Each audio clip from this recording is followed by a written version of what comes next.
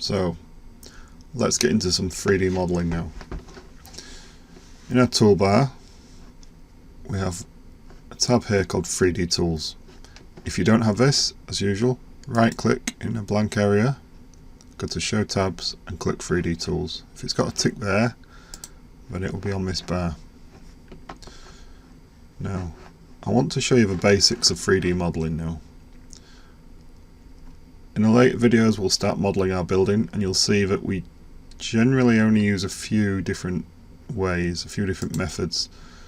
Different people have different methods of doing things, and there's, as with AutoCAD, most things is more than one way to do it.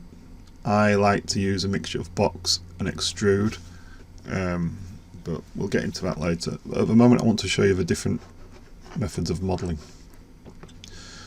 Okay, so the simplest thing, if we go back to our main area here and we draw a rectangle. Okay, now I want to go into this view here just so you can see what's going on. So it puts us into a 3D view. If you wanted to turn that, actually let me measure it. Okay, so it's roughly 900 by 1400. So this is just a demonstration. It doesn't really matter, but you can click on extrude. On extrude, we'll pull out a 2D shape such as this in the 3D space. I'll show you what I mean by that.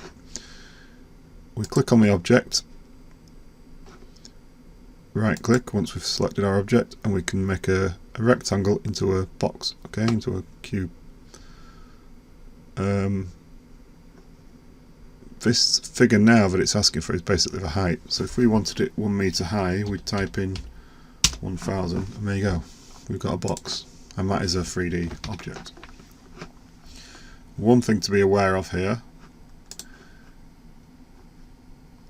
if this had been drawn, and it doesn't have to be a box, I'm going to draw a random shape here. Okay.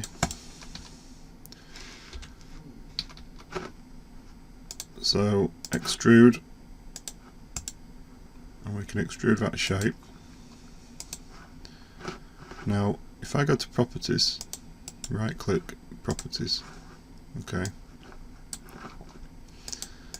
then you can see this is a 3D solid,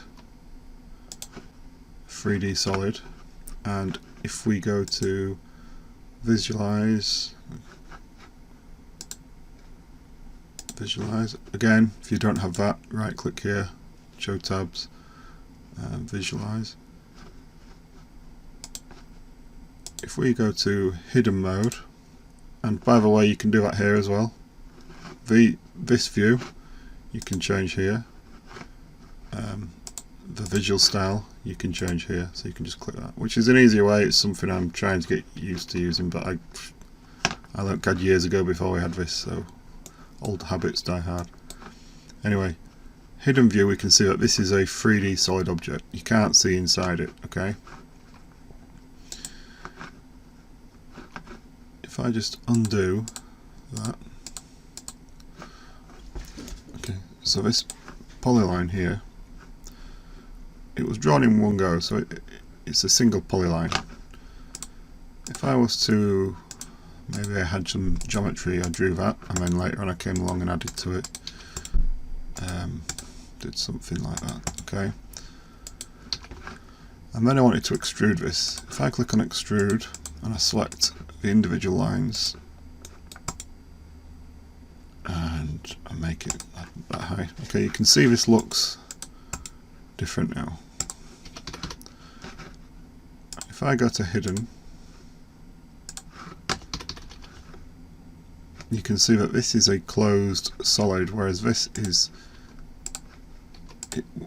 actually a surfaces. So this is a surface, a bit like a fence around something. It's hollow in the middle, okay. And the reason this has happened is because it didn't see it. Let me explain this. That is an enclosed area with one line, so it sees it as one object. Okay. Whereas if I was to draw it like that, that is a selection of lines. So when I extrude this, it will extrude that flat object. It's seeing that as a flat surface, and the line is a boundary of that surface, so it's extruding the flat surface. Here it's just seeing it as lines, so it's actually just extruding a line in a really thin kind of plane or a surface, which is what it's doing. It's creating the same as this, which is a flat surface, but it's creating it in the vertical plane. Okay, and there's reasons for doing that. There's reasons for wanting a surface rather than a solid. It's just different ways of modelling. There is ways to convert something like this into a solid. Okay, but you're best off having a single polyline, and even closing that polyline can help. If it's still one continuous line, it's still coming out like this. Try going. Let me show you. Try. If for some reason that wasn't extruding properly, you could type edit, which is short for polyline edit, or there is a button up here under modify. It's one of those commands I tend to type in. It's that one there, edit polyline, and you click your polyline and it has the option to close. If it's still extruding like that and it's one line like that, try closing it, and that will usually fix any issues. But generally, if it's a single line, it will come up as a solid. Individual lines will just extrude the line into a surface.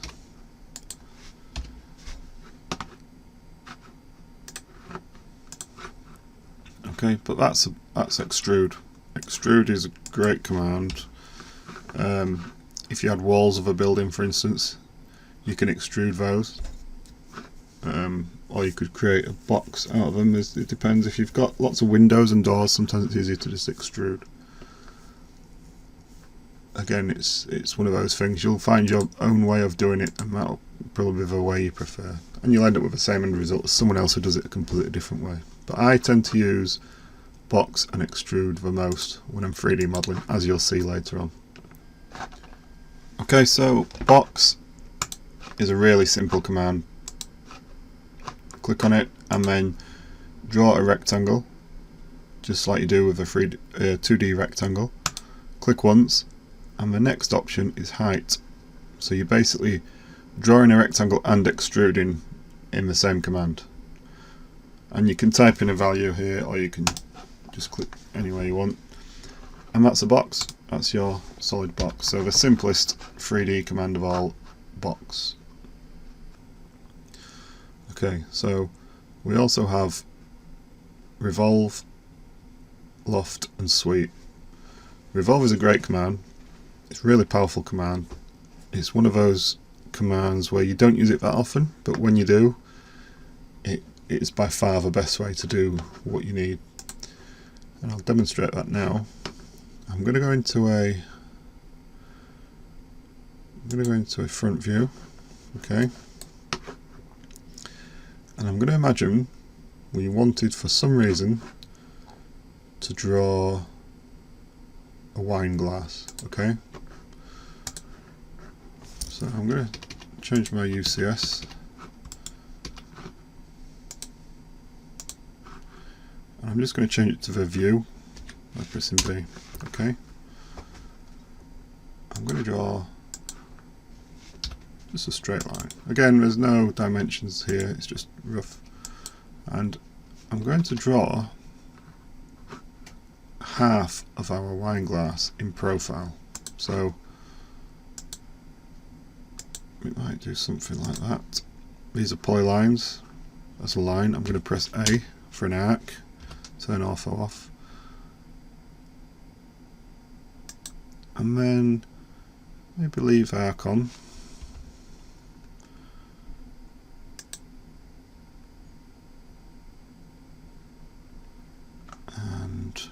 Let's go here,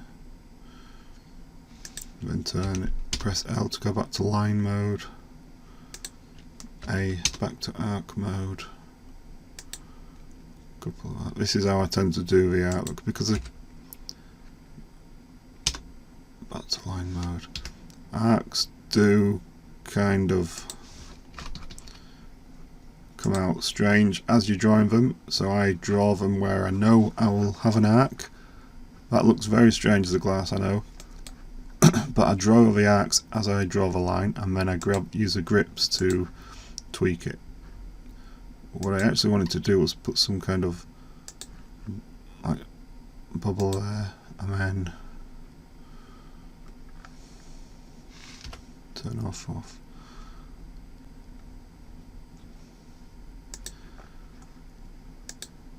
And I am making this up as I go along, as you can probably tell.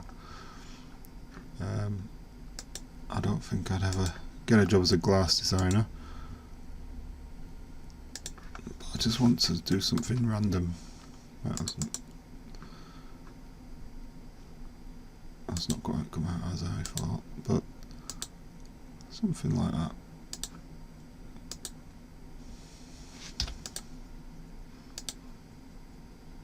Do yours different, because that looks rubbish, but there you go. If you follow along, just do anything. It's just to demonstrate the command. Make sure everything touches that line, and that line intersects your whole shape. Okay. So what we've done, we've drawn half a profile of the glass. Just to demonstrate, if we were to mirror that, that is our 2D image of a wine glass, okay? But you just draw half of it. And now I'm going to go back to this 3D view, actually. Go back to world coordinates and our 3D view here. Let's go to that one, okay? Back at world coordinate system. And I'm going to go to 3D tools. I'm going to go to Revolve. Select objects to revolve. I want this profile here. Okay, and right click. Select axes, so you can choose an X or a Y or a Z. I like to draw a line because you get sometimes it can revolve around the wrong point, so I always like to draw my line, and this line is the axis, so it's through the center of the object, which you'll see in a minute. Object is a default, so we can just press enter. Select an object to revolve. I'm going to use that one, and look, you can see it. What it's actually doing is it's taking our shape and revolving it around the line we chose.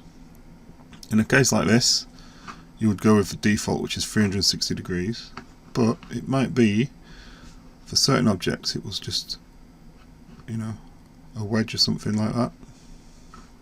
Who knows? It depends what you're drawing. But in this option, we're going to hit the enter for the default of 360. Okay, and that will give us our object. And you can see this would have taken some modelling to draw it with extrude, or extruding circles and putting fillets on the corners and that kind of thing. But it was so easy with the revolve command. And an area this is good for, which probably is more relevant in architectural, is if you were drawing columns or pillars of a building. So you might have an ornate pillar with some moulding at the top and different surfaces, a bit like this kind of thing, and you might have that as an image, a photograph or a 2D drawing. You can underlay a 2D drawing and just trace it with a polyline, one half of it and the axes, and then just revolve it and you've got your column. I mean, it's just a case of copying all those columns. So that's the revolve command.